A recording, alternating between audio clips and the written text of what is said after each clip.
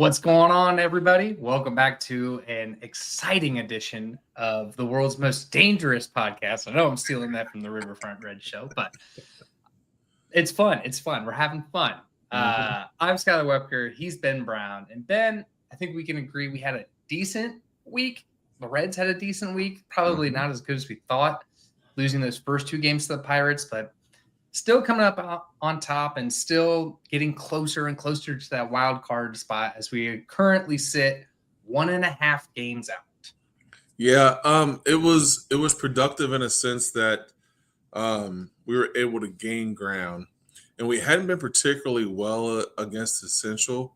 So, taking 2 out of 3 from the Cubs and splitting with the Buccos in PNC where we never win.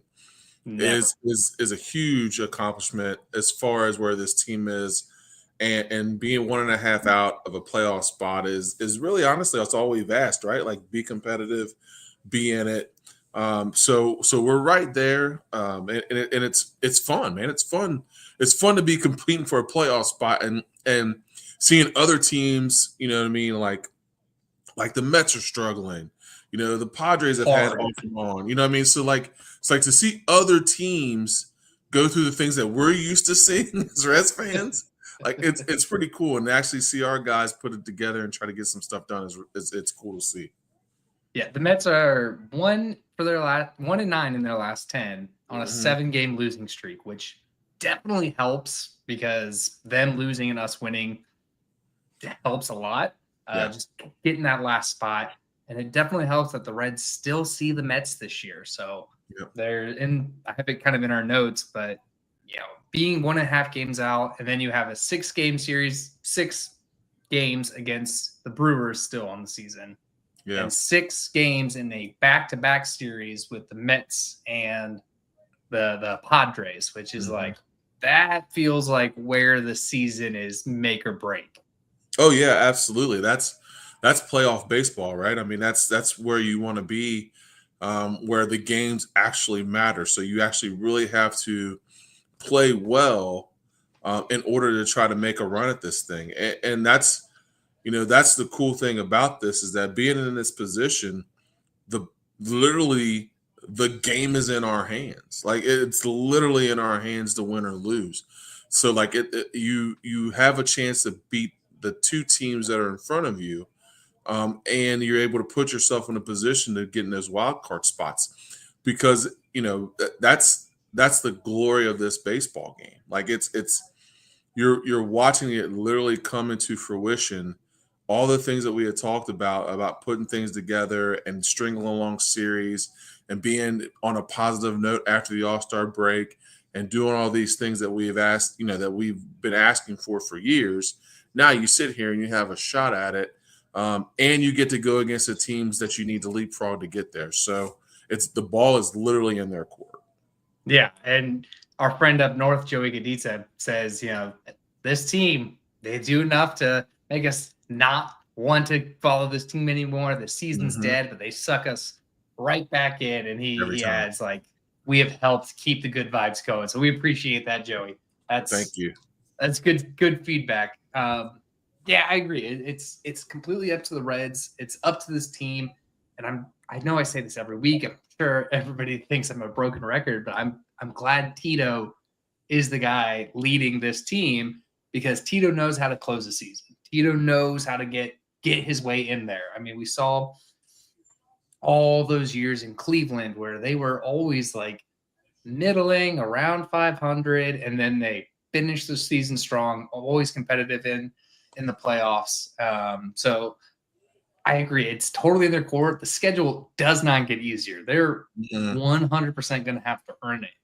I just love that the Mets schedule is equally as hard. I mean, they got a few division games against the Nationals, but they still have a lot of division games against the Phillies, the Braves, who I know record doesn't show what that team is. That we've seen that team still has a ton of talent, just on a down year.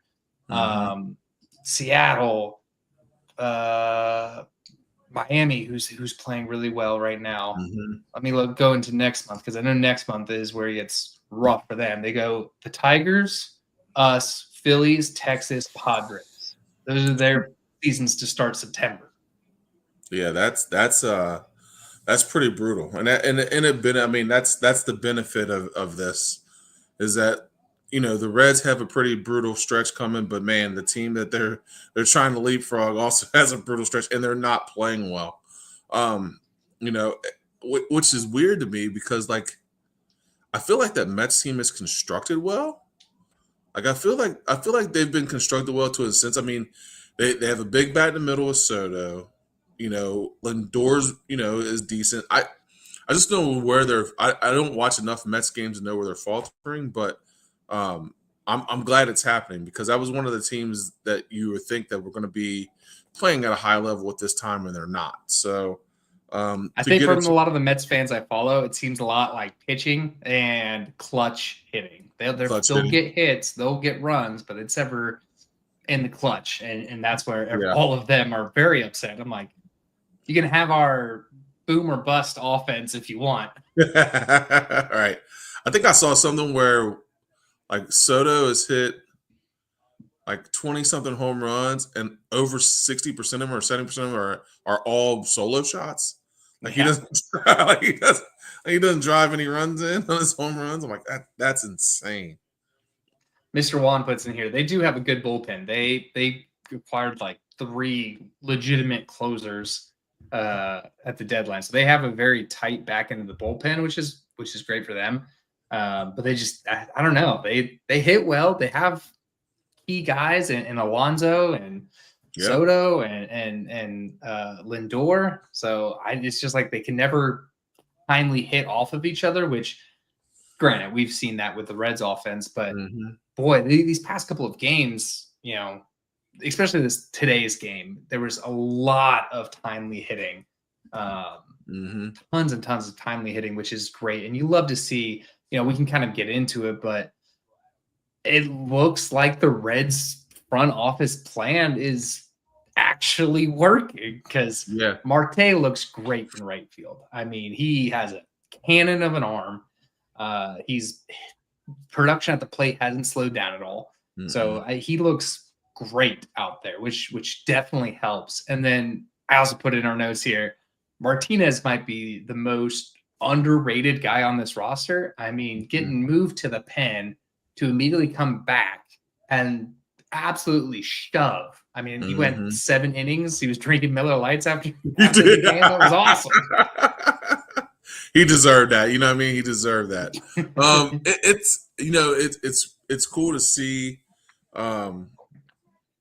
Like as much as malign as we thought the moves were, and what they did at the deadline, like it's kind of working out. Marte is hitting a cover off the ball. He's playing well in right field. Aguilar's had some timely hits. Littell has had 2 starts where he hasn't been. The one start he was fantastic in, and even yesterday he wasn't terrible. I mean, or was it today? Yeah. It was today he started, right? He wasn't terrible. I mean, he wasn't terrible. I mean, I think he gave up 3 runs in 5 innings or 5 1/3 or something like that. So it wasn't terrible. But all these moves that we've made have been some timely moves that are now starting to pay dividends, which is pretty cool to see. As much as and Brian Hayes. I mean, geez, Pete's this guy keeps making play after play after play in the field, dude. Like even once his bat gets hot, like that one's going to pay a ton of dividends because his fielding has been.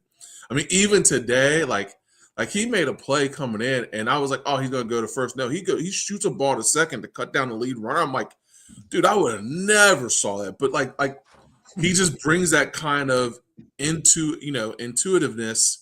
At third base, like he just looks natural there, and it's just he's made so many good plays there just in the couple short weeks he's been a Red. Like I mean, you can see it all over. Like you're like, man, like this dude's going to solidify our front 4 there. I mean, he's just so sick. He's just now. I mean, he'll start to hit the ball because I think he'll start to catch fire here, and then you'll start to see the full benefits of having him in our lineup every day in and day out.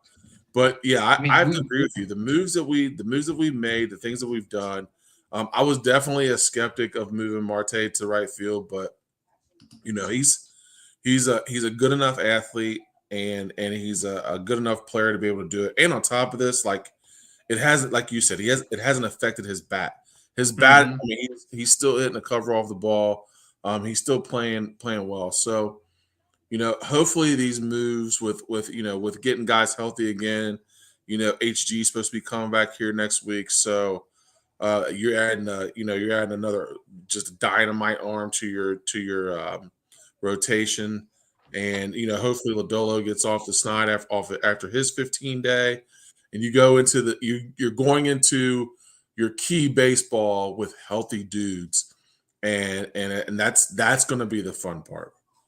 No doubt. And you kind of bring up a good point, and the comments bring up a great point here too, where there's some current concerns with Ashcraft kind of not getting it together in the bullpen, and you kind of hold your breath when he comes in, and Rich Thompson puts in here for ultimately it might be the bullpen that decides the Reds get into the playoffs or not. Yeah.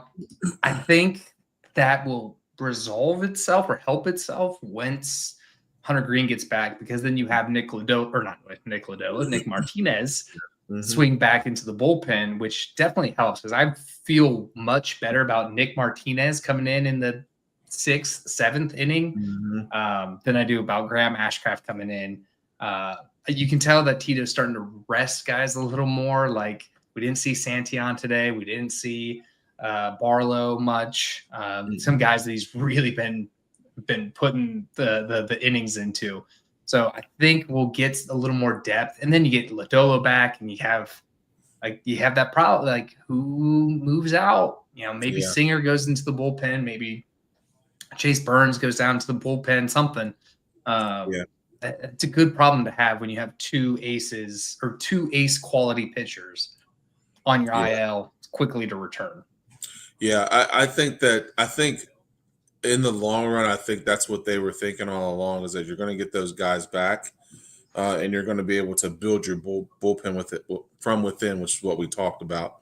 But you stick a guy like Singer and a Martinez into your bullpen for middle relief or end of game relief, you instantly get better, because now you still have your starters, who will be Green, Lodolo, Burns, Littell, and Abbott.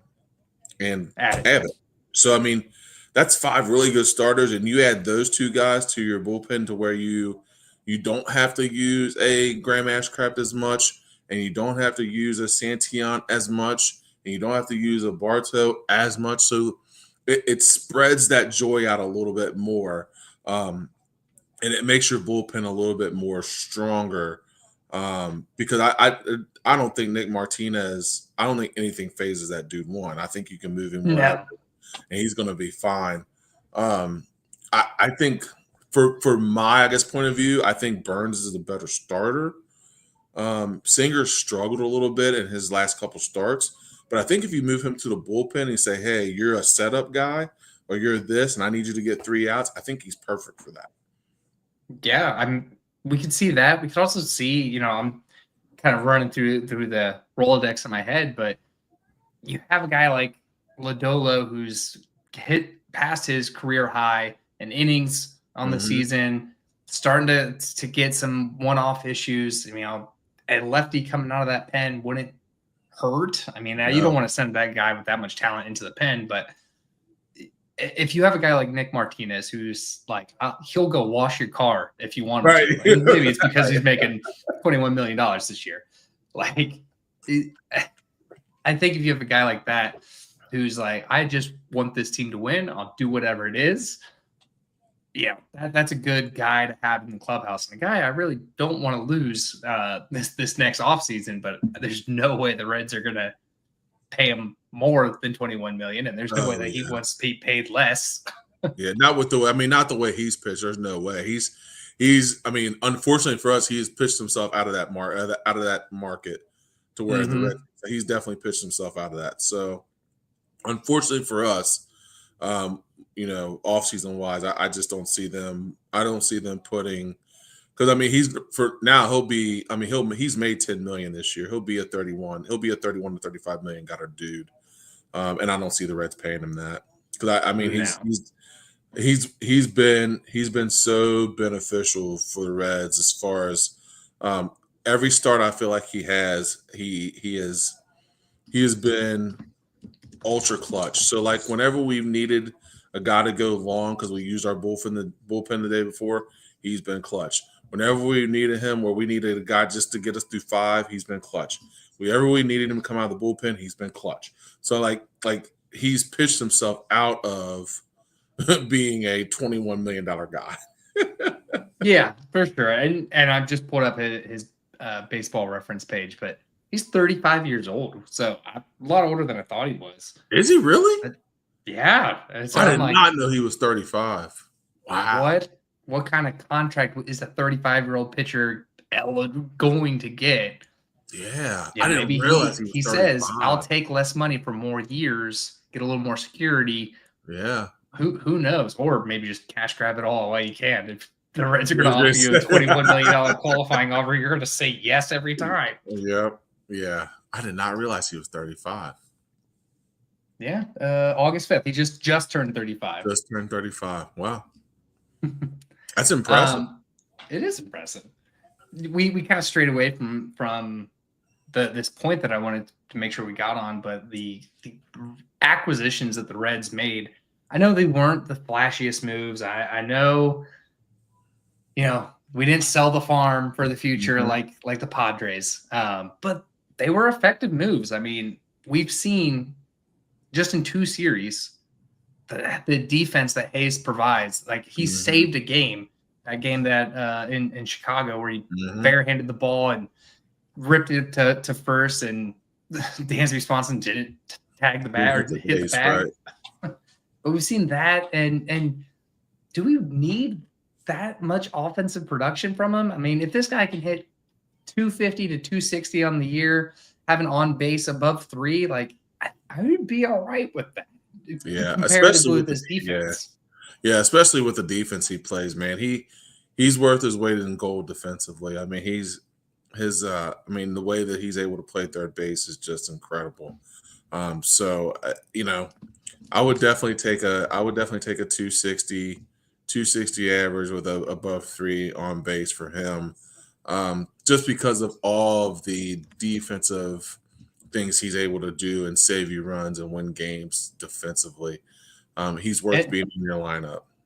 And when people are like, oh, it's a terrible deal, it actually is a great deal because it's a de-escalating contract. So the Pirates front-loaded a lot of the money. They paid 10 mil. Now it's coming down to 7 mil. The Reds are picking up 7 mil, 8 mil. Like that's a de-escalating contract, which helps. Yeah, that helps a ton. Now, it's one of those things where it's a positive that you got him, and you hope that they're able to at some point, if he plays well enough to be able to extend him. But right now, yeah, you got the better of that deal for sure. I mean, because he's just, like I said, defensively, he's made that whole infield a whole lot better with his consistent play and being able to make plays. He's definitely worth $7 million. I'll tell you that. Absolutely. I mean, him and Ellie. And by the way, we got to bring up that play that Ellie had to end of game 3 there. Yeah, dude. Yeah, they say he threw that ball 91 miles an hour across the. I'm like, I believe it. I'm pretty sure that ball came off the bat 110. Yeah, and he fired an absolute rocket to first base. Yes. I mean that. Yeah, it was just incredible to watch. Like he does that stuff so effortlessly. Like people don't realize how hard it is to make that split of a decision and to fire an absolute seed over the freaking first base after you caught a ball 110 off the bat. Like people see it and they're like, oh well, but it's it's baseball. Like that's what you like. Nah, like that. People don't understand how difficult that is, and he just made an absolute incredible play. He Absolutely basically incredible. caught that ball in throwing motion. Yeah, right.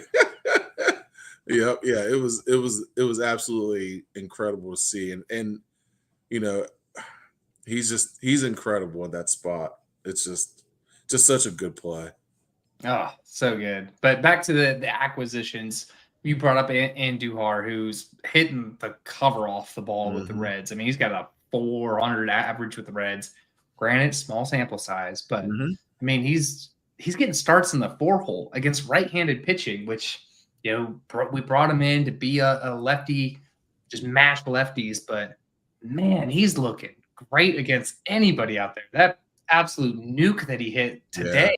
that thing I was a mean, out to the shot. Concord. Yeah, that thing was a shot. I mean, it. Um, I think that he's a guy. I think that when we talked about change of scenery, like he's a change of scenery guy. I think that was one of those things where he's on a team that's competitive, and now you're able to see what he's able to do. And he's just been. I mean, he's been such a pleasant surprise because, like you said, we brought him in literally to just kill the ball versus lefties because he was just insane versus left-handed pitching. But now you're seeing that like he's hitting the ball off righties. He's in the lineup day in and day out, and he's hitting the cover off the ball. So um, he's been a pleasant surprise, a good pickup for us, and he's provided a little bit of pop that we've needed in that lineup. No doubt. And that's a guy that I would love to bring back. I mean, Hmm. granted, small sample size. He hasn't peeved off any of the fan base yet. I'm sure something will happen and everybody will be out on him. But Yeah. that dude's swing. I mean, he absolutely tomahawked a pitch out to the rotunda there at PNC Park, man. I Yeah. mean, woo wee. Yeah. And then we said like Littell, his first start in Chicago was fantastic. Went 7 innings, only gave up 1 run. Today didn't go as far, but he's still impressive. It's not like those days were in the David Bell era where either a bullpen day or you get Mhm. a Ben Weaver or Ben Lively or Luke Yep. Weaver out there, and you're like, well, we're definitely going to lose We're today. Like definitely you don't losing. feel that with this guy. No, I feel like he goes out and gives you a shot to win every time he takes the ball. And I think that's where our starters are. I mean, I feel like all those guys, um, they want to be 7 inning guys, every one of them. Mm-hmm. And I feel like they go out there and they feel like they can be 7 inning guys every day. And I think that's where they're at. And he's just kind of he fits in that. Like I feel like he's a guy that like he's going to go out there and battle. His stuff is filthy. I really like watching him pitch. Like his freaking slider is filthy. Mm. He's got a sneaky fastball that pops high in the zone that gets guys swinging at it. So he does a lot of things where you watch him and he's a crafty pitcher, man. Like it's stuff that you don't really notice if you ain't looking at it, but he gets a lot of outs just by being crafty. So he's stepped in and done a really good job taking over, especially with having Lodolo down and having Hunter Green down. He's really kind of stepped in and been, not a guy where you have to go to a bullpen day and you can actually rely on him to get you 5 or 6 or even 7 like his first start and try to get you in the possibilities of a win. I'm catching up on the comments here, and they're talking about Nick Martinez drinking Miller Lights after his start, and Pat Magooch puts in here, you just stopped the interview and shotgun one, instant buy of a jersey. Couldn't agree more. I would definitely do the same. Could you imagine that? I just love that he was drinking. Like it was a no hitter. It wasn't, because we saw Nick Castellanos after Wade Miley's no hitter drinking Miller Lights and stuff. So yeah, it's just I went 7 innings. I went 7 innings. I need a Miller Light. That's awesome. He's a man of the people. Oh man. But we did get some injury updates. Hunter Green, he's back with the team. He's slated to start Wednesday against the Phillies, which is awesome. It's so great when you can get a guy like Hunter Green back to just be the ace. We've been good without him. Imagine slotting a Hunter Green back into the top of your rotation. Yeah, I mean that's like a trade acquisition, right? I mean it's don't like, you Nick Crawl me right now.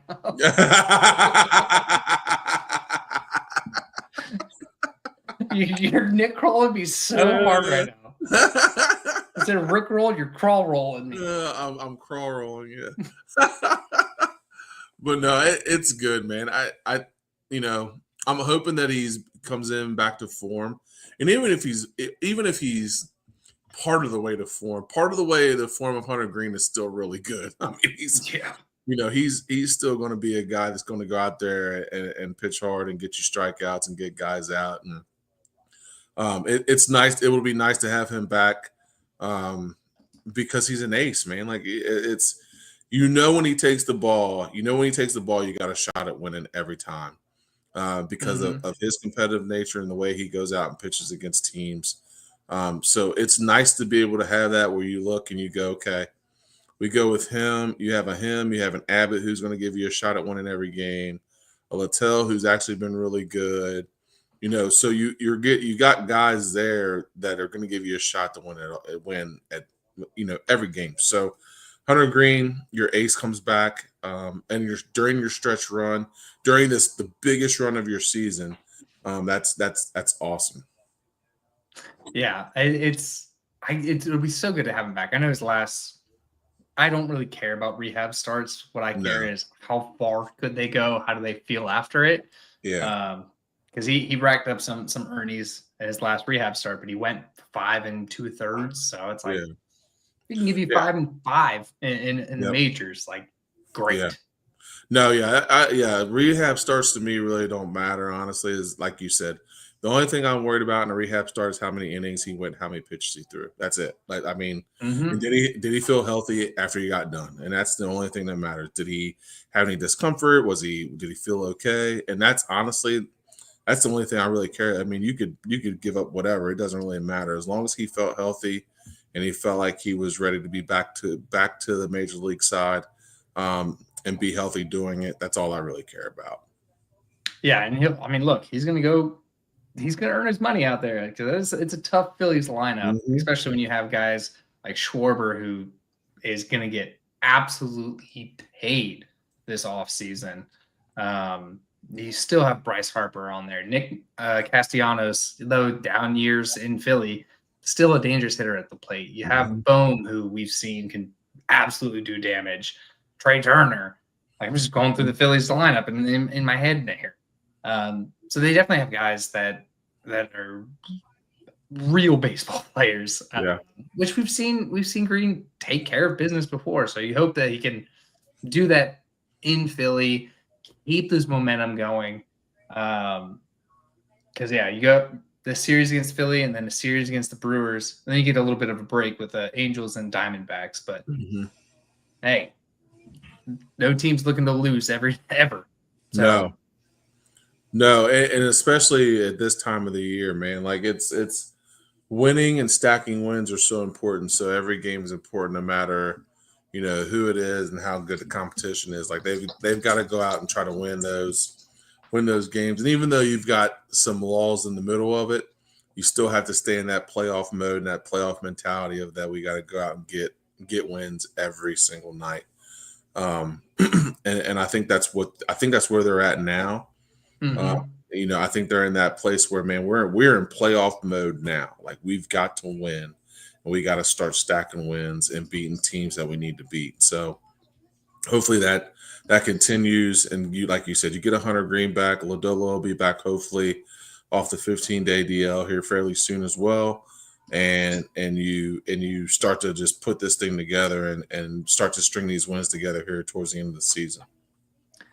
Yeah, and I know we've said it before, but to have 40 games left in the season or right around 40 games left, and still not be swept, still very impressive. Oh, absolutely. I mean, you see with the Mets, like anything can happen.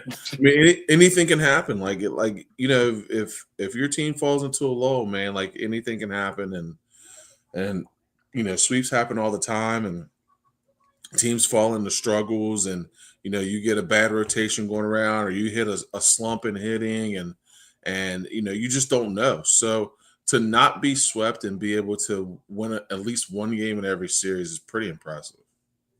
Yeah, and Sydney puts in here, TJ Antone and Wade Miley are kind of working their ways back.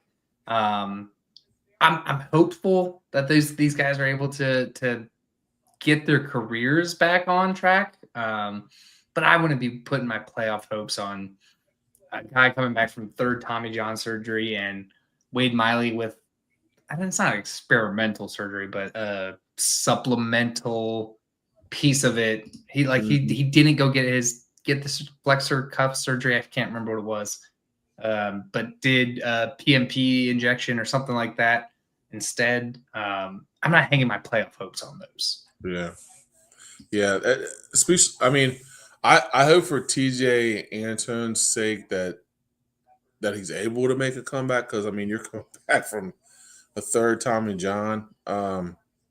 I'm hoping I guess for him personally, I hope that he's able to make that comeback back. But yeah, I'd be hard pressed to be like, man, that those are going to be the guys that are going to be down here for the home stretch for playoffs. That would be a tough sell for me, just because they haven't pitched all year, and we've seen it, man. When you come back from injuries, it takes a solid year of real work to be able to really be back to where you are, and they're just not going to have time to do that. No, especially when we're trying to make a playoff run.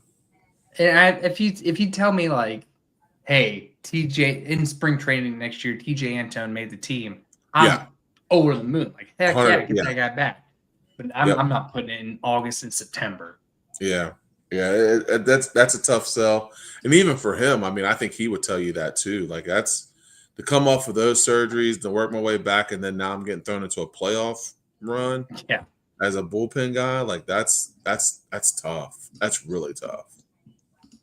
So, looking at the standings, obviously we're a game and a half out. The Mets are currently sitting in that last spot. Padres 3 games up from the Mets. Chicago 5 games up from the Mets. I'm looking at the Mets because I want that seat for sure. Mm-hmm. But I'm also looking at the Cubs because I think the Reds have a legitimate shot to knock the Cubs either out or leapfrog them. Mm-hmm. I think the Padres are kind of going to run away because they have a very cake schedule. And as we saw, they sold everything that wasn't bolted down to the floor to improve this team.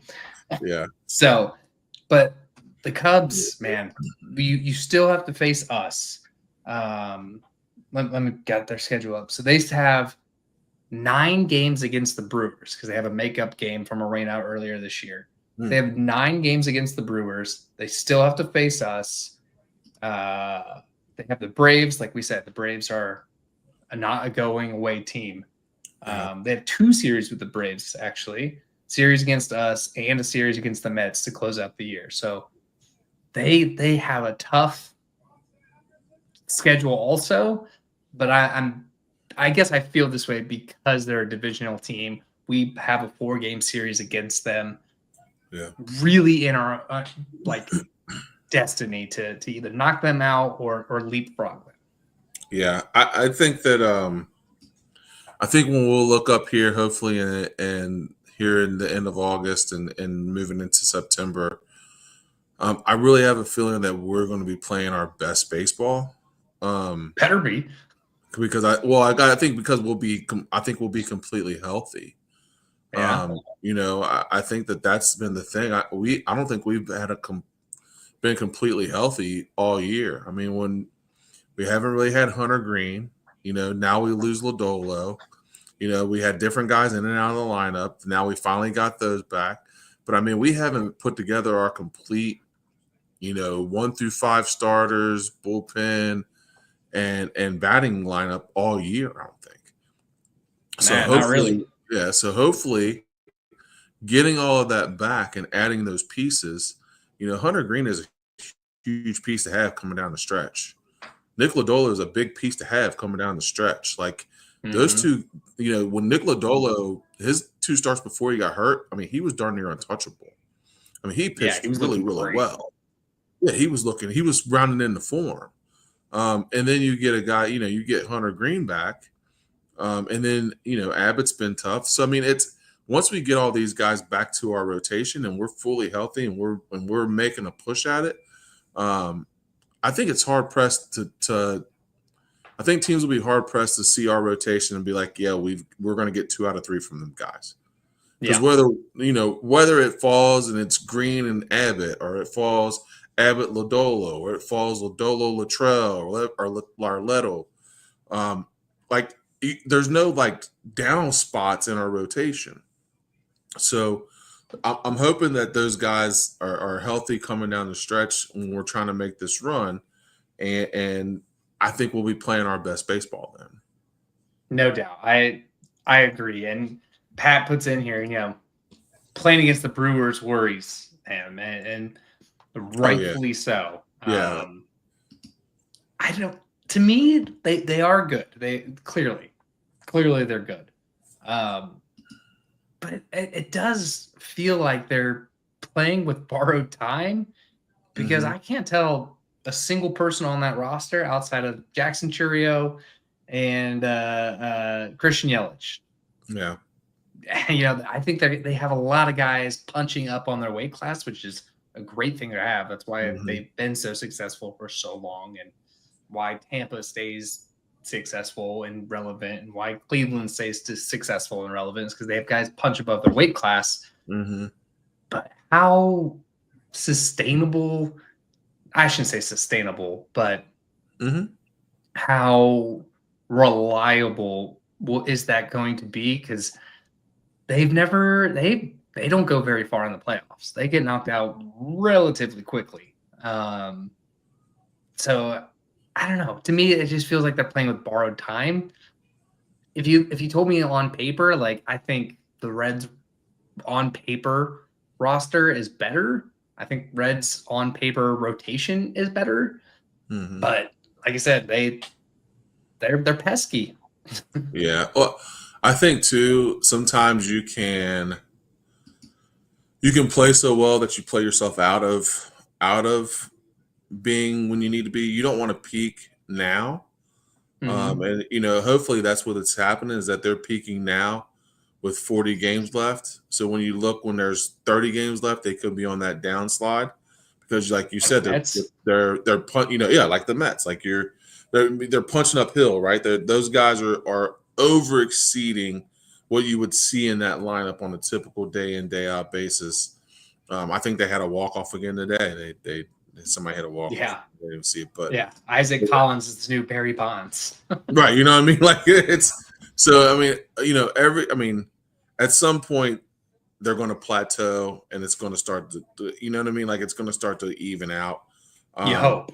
In theory, but you hope that it does, but yeah, I mean, I had to give the Brewers credit. I mean, their organization, for sure, they ran so well, and they do things so well. But I'm hoping that this is just a hot spot for them, and that they'll start to plateau and come down. And I definitely think the Cubs will do that. I don't have a whole lot of faith in the Cubs. I think that at some point they will start to come back. They'll come back to earth, and I think we'll catch them, because I think we'll be playing better baseball at that time. They're currently in the 6th inning and tied 2-up with the Cardinals. I'm watching all the scoreboards right now. Oh yeah, absolutely. But yeah, I mean, they have a great. They just have a great organization. It doesn't matter who's in or out. They had Craig Counsell. Craig Counsell left, and Pat Murphy stepped in and is fantastic. They had Devin Williams and Josh Hader in that bullpen together and traded those guys off, and they don't look like they've missed a step. So it's definitely an organizational thing. This could just be, zealous Reds fan, they'll fall off, they'll plateau. They couldn't, they could not. Yeah. But Wishful It thinking. does feel like they're just playing with borrowed time because Yeah. they don't have anybody that they used to have that were always the Reds killers. They don't have the Willie Adames anymore. They don't have the Contreras. They don't have all of these just Reds killers that they had throughout the years. But they just play good baseball. I mean, Yeah. I couldn't tell you one redeeming quality about them other than they just win. They know how to win. Yeah, and I think that's key to any winning organization, right? Like you look at you look at just different teams and they just understand what it takes to be on top year in and year out. The organizations understand that. When a player comes to that team, they understand that and what it takes to be in that level of position. And I think the Brewers are that way. I think no matter who they have or who's in, who's out, I think that the organization as a whole, when players come to it, understand that this is the brand of baseball we play. This is, we have a winning culture, a winning mentality, and players either buy in or they're shipped out. So, I mean, I think that's how they do it. And Sid and Pat put in here like they still have Yelich. Yeah, they do, but Christian Yelich isn't the perennial MVP candidate that he was, maybe 3 to 5 years ago. Great baseball player, and I would love to have him on my team. But it's not like he's continually ascending. Like, if anything, he's regressed. But they're still good. They're still good, even with their MVP candidate regressing. Yeah, it's definitely a culture thing there, and I think that they, those guys buy into what they're being sold by management, and I think good management sometimes breeds that. You know what I mean? When you have good management, you saw it with the Braves for years, dude. Like Braves were managed so well. Now, granted, they had great players, but they were managed so well. The organization was one of the best organizations in the league, and those guys constantly produced. You say that about teams in the NBA, like the Spurs. Like the Spurs organization has always ran so well, and they constantly put winners on the floor, and it's a testament to their ownership and their leadership, and the Brewers kind of fall into that category. Yeah, I would also put Houston in that category too, because they got rid of Kyle Tucker and Alex Bregman this year, and they're still first in their division. Yep. It didn't matter. They still continue to win. They still have that mentality that they're going to win, and the organization believes that no matter who's in that lineup, that they need to win baseball games. Yeah, so I agree. The two series that we still have against the Brewers are very, very important. I feel like we're in this situation where every game is important now. So it's like you got to win against every team. You don't have to sweep them, although it helps. But at least winning every series. Like I said, they kick off the series against the Phillies tomorrow, then Brewers, Angels, Diamondbacks. Thankfully, you get 3 off days in the next 3 weeks, so you can rest a lot of your bullpen, rest a lot of guys, which is something that they didn't have in the first part of the season. They were on a marathon pace in the first part of the season. Yeah, I think that those are the things that you're looking at this end of the season run, and there are some spots where it's going to get pretty heavy, and it's going to get pretty difficult. But there are some drops in it too, like you said, Arizona. I think that's a winnable series, and then had another series in there. But there's some series in there where there's some possible sweeps there.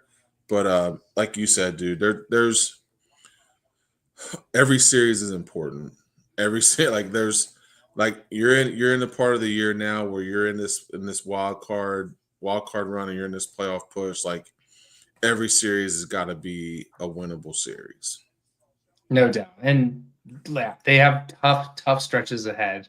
But you got to take care of business against the teams that have no business beating you, like the Pirates.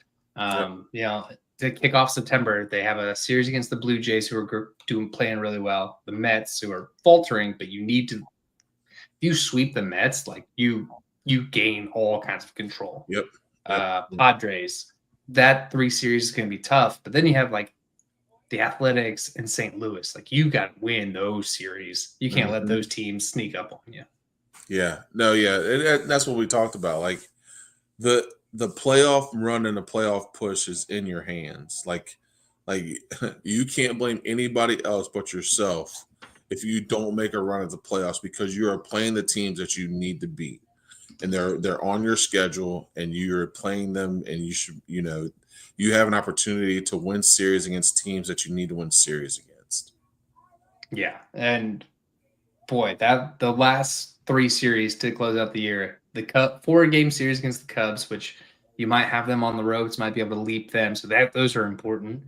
A brief 3-game series against the Pirates, which you hope to win and keep ground, because then your last series of the year is against the Brewers. So yep, they're going to have to earn it. They're going to absolutely have to earn this playoff spot. I think they can do it. I think they have the guys to do it. They have Tito, who I've iterated, knows how to get here and get it done. So I'm excited. And for the first time in forever, we're playing meaningful ball in mid-August, going into September. Yep.